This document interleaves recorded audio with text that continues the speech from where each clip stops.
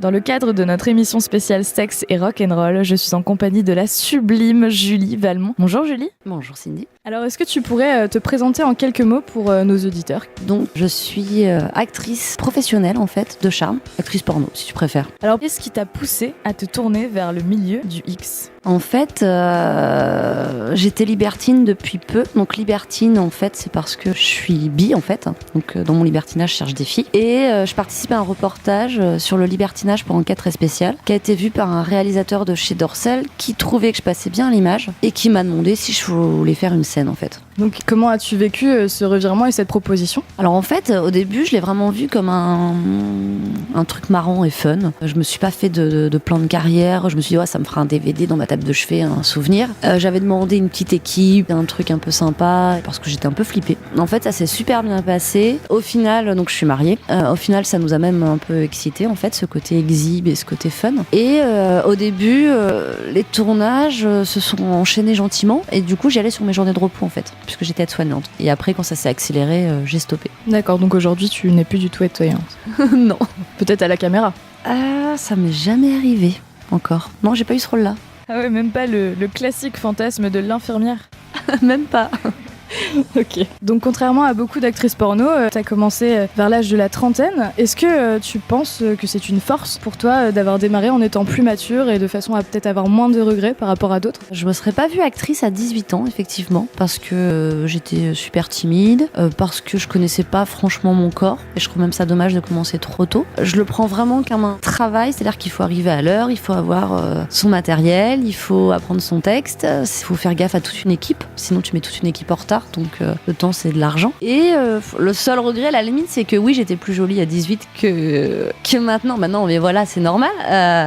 Donc voilà, juste ça. Mais effectivement, je me sens plus à l'aise avec le sexe à 30 ans qu'à 18 en fait. Oui, et en plus riche de ton expérience du milieu libertin. Ouais, j'assume plus mon corps de femme et je pense plus au sexe que je n'y pensais quand j'avais 18 ans en fait. Alors, je me suis un peu renseignée et je crois savoir que t'as un côté un petit peu féministe et que tu te réserves encore le droit de refuser certaines performances. Est-ce que tu peux nous en dire un peu plus ? En fait, dans les tournages, j'aime pas que la femme soit maltraitée, sauf si la fille aime bien évidemment, mais pas de crachat, pas d'étranglement, pas de soumission. J'aime bien que la femme soit sublimée, que l'acteur soit respectueux. Évidemment, il y a des fois, c'est un peu plus violent, mais c'est normal, ça reste un film. Mais en règle générale, ouais, je fais attention à ça et j'aime pas qu'un acteur m'étrangle alors qu'on se connaît pas, tu vois. Dans la vie privée, c'est autre chose. Donc tu préfères des scènes plutôt axées sur l'histoire et le romantisme plutôt qu'une scène brute qui ne nécessite pas de jeu d'acteur ? En fait, oui, je préfère les films scénarisés au gonzo. Le gonzo, t'arrives, ça dure 30 minutes, tu fais ta scène, tu te fais déboîter dans tous les sens, hop, c'est fini. Mais à la limite, c'est vrai qu'au moins, voilà, à 18h, t'es chez toi, ça peut être pratique. Mais non, ça m'amuse pas du tout. J'aime bien ce côté scénario où il se passe quelque chose et l'histoire pourrait presque faire vrai. Évidemment, tout le monde a vu du porno, il y a des fois, il y a des scénarios un peu loufoques, mais dans l'ensemble, ça pourrait être éventuellement vrai. Et là, ça, j'aime bien. Après 4 ans dans l'univers du X, tu as notamment réussi à te faire une place de choix avec plus de 150 films à ton actif, si je me trompe pas. Tu as notamment aussi tourné avec Marc Dorcel et Canal+, plus de 34 fois, ce qui est un gage quand même de reconnaissance. Est-ce que tu es fière d'en être arrivée là ou tu as pas trop le temps d'y penser ? Je suis toujours mitigée parce qu'en fait, je suis évidemment fière. La première fois qu'on m'a fait tourner pour Canal+, enfin c'est pour Canal+ que j'ai le premier film avec scénario en fait, avec beaucoup de textes. Donc c'était un gros challenge. Enfin, j'étais un peu flippée, mais ouais, ça fait toujours bizarre. Après, en fait, tu rentres dans une routine de travail, donc tu te poses plus la question. Par contre, c'est dans le regard des gens, ou si je suis dans un magazine, ou que je vois les gens qui vont me dire ouais, c'est une star, alors que bah, ça me fait toujours bizarre en fait. Donc justement, on parle de ta filmographie et ce qui est intéressant, c'est que certains films sont presque comiques, voire des adaptations de films déjà comiques. Je pense à La Famille Berthier, Qu'est-ce qu'elles ont fait au bon Dieu, Mon papa chez la voisine, Sex Note, adaptation du manga Death Note. Est-ce que c'est important pour toi, cette notion de rire et de détente qu'il peut y avoir en regardant un film ou même en le jouant ? Ouais, carrément, on passe des super moments. La Famille Berthier, c'était un super souvenir. Death Note, c'était une prod qui a pas duré longtemps et quel dommage, ça s'appelait Geek X. qui voulait mélanger le geek et porn, parce que ça va quand même pas mal ensemble. C'est dommage, ils ont pas eu trop de budget. Ouais, non, le scénario c'est super important, mais autant justement pour Canal, j'avais fait un film un peu politique où le mec à la fin il se fait sauter la tête. Donc il y a des histoires qui sont vraiment sympas à faire et qui apportent une dimension différente. Et la différence avec un gonzo justement, c'est quand on te donne un rôle pour ces films-là, tu dois jouer ta scène hard en restant dans ton rôle. C'est plus donc même la scène de cul, elle doit être fidèle au rôle. C'est pas juste une scène de cul. Donc aujourd'hui, tu te consacres pleinement à ta carrière d'actrice X. Est-ce que dans le futur, tu aimerais explorer d'autres horizons, passer derrière la caméra, te consacrer à la comédie ou autre chose, ou peut-être une petite exclue, qui sait? Alors j'ai déjà fait un truc traditionnel en fait en zombie, un truc de série B, donc ça c'était super rigolo à faire. J'ai eu des demandes, mais malheureusement en fait l'étiquette d'ancienne actrice porno ou d'actrice porno te colle à la peau, et du coup pour aller dans le traditionnel c'est quasiment mission impossible en fait. Malgré que voilà on va te contacter, je citerai pas de nom, mais j'ai été contactée par des gens plutôt intéressants, et en fait l'étiquette porno elle est un peu pénible de ce côté-là. Vis-à-vis des acteurs ou des réalisateurs?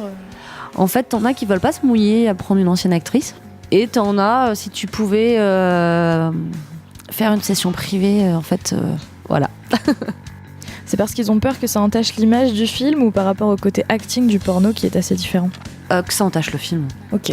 Donc on va passer à des questions un peu plus personnelles. Être une actrice porno, c'est bien sûr un métier comme un autre, hein. La seule différence, c'est quand même que c'est plutôt exposé médiatiquement via Internet, la télé, la presse. Est-ce que tu as déjà craint, ou est-ce que tu crains encore l'impact que ça a sur ta famille, et notamment les préjugés que les gens peuvent avoir? Je les crains au début, et puis en fait, une fois que t'as la tête dans le guidon et qu'il se passe des choses, c'est-à-dire que oui, tu perds des amis, ou que oui, t'as des remarques, ou que quand je vais au supermarché, effectivement, t'as des messes basses. Oui, c'est un peu pénible. Après, finalement, tu t'habitues et tu relèves la tête en fait. Puis il faut pas s'empêcher non plus d'être heureux pour les autres. C'est ça, au début j'étais vraiment super gênée, genre je faisais semblant d'avoir des textos et de rester de pas lever la tête et de regarder personne, parce que c'est assez déstabilisant. Et au bout d'un moment, mon mari m'a dit mais lève la tête quoi, j'ai pas à avoir honte de ce que je suis, et finalement maintenant non, j'ai pas honte de ce que je suis en fait. D'ailleurs, tu parles de ton mari, mais comment a-t-il réagi, et ton entourage aussi, face à ton choix de carrière? Alors en fait, mon mari, on s'est posé la question ensemble. Donc il est venu voir ma première scène, il est venu voir les premières scènes. Après, ça a été trop souvent, donc du coup, il pouvait pas être là tout le temps. Et en fait, ça devient vite tout le temps la même chose. Un tournage, c'est un job. Donc du coup, il vient pas tout le temps. On parle beaucoup, et évidemment, il y a eu des fois des clashs, mais c'est normal, comme dans tous les couples. Et là, il est plutôt ok. Il aime bien ce côté fun. Effectivement, c'est plus drôle qu'être soignante. Les anecdotes quand je rentre du travail sont plus sympas. Et dans l'entourage, j'ai perdu. Ma mère m'en parle pas. On n'est pas fâchés, hein, mais elle me demande pas si c'était au travail. Je sais qu'elle sait. Enfin, on sait, mais on n'en parle pas. Et quant aux parents de mon mari, j'ai reçu une fois un email. Le sujet de l'email, c'était Julie Valmont. Les choses étaient claires, et du coup, terminé, au revoir, voilà. Ouais, donc pas facile. Et par rapport à vos enfants, vous avez des craintes ou pas du tout?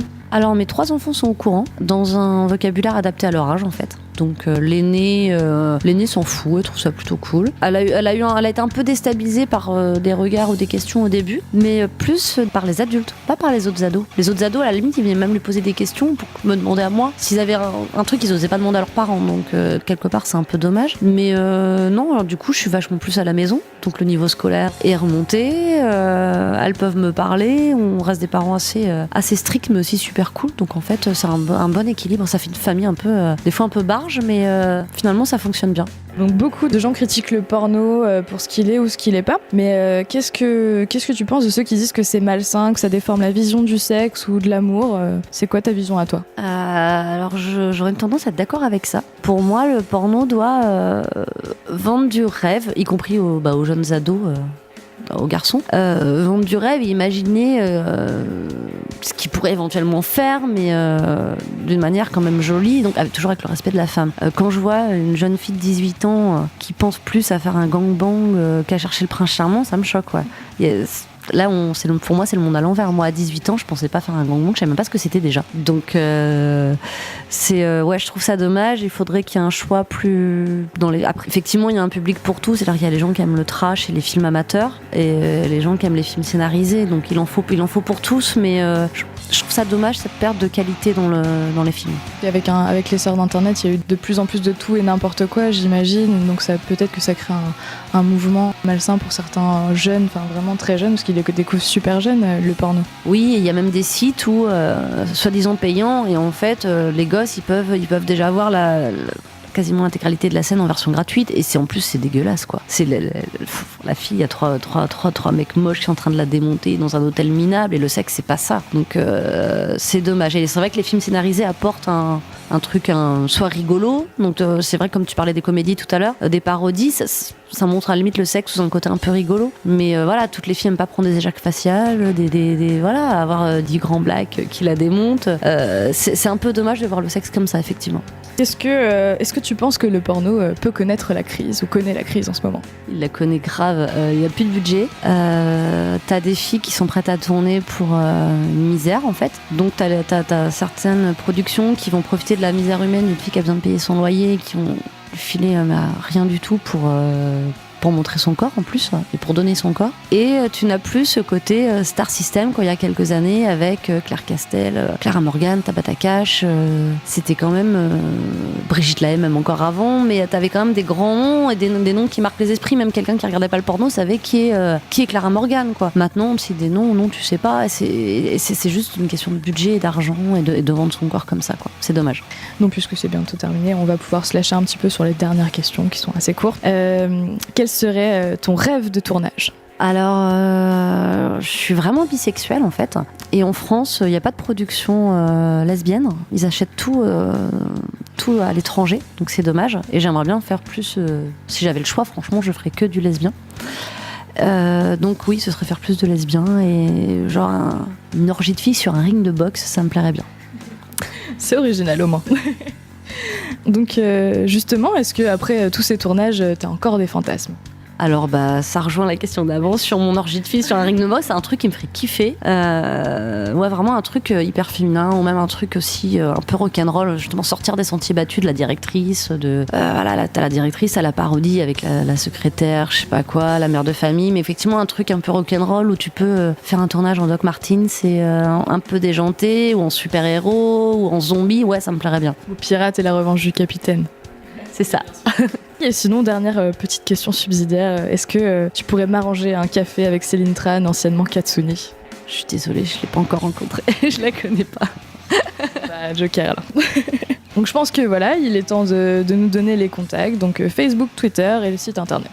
Il suffit juste de taper Julie Valmont en fait et vous aurez tout. Petit message pour ceux du coin, je fais vachement de shows aussi strip, et la Manche c'est les seuls qui me font pas bosser. Donc assez étrange, je fais des kilomètres, donc je fais des enterrements de vie de garçons, des striptease, enfin je peux travailler aussi à côté de chez moi. Je suis pas obligée d'aller dans le sud ou à Paris, et donc du coup faut pas hésiter, et je suis assez disponible. On t'appellera pour les pots de départ d'AgFM si tu veux.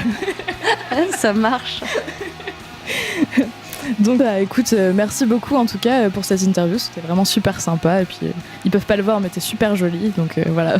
J'espère que ça donnera à tout le monde envie d'aller revoir ça sur la page Facebook, et puis aller consulter tes sites internet, en savoir un peu plus sur toi. Voilà. Merci beaucoup. Et pour clôturer cette interview, dis-moi quel titre tu aimerais écouter maintenant sur notre antenne? Black in Black, ACDC. Ok, d'accord, on fait ça.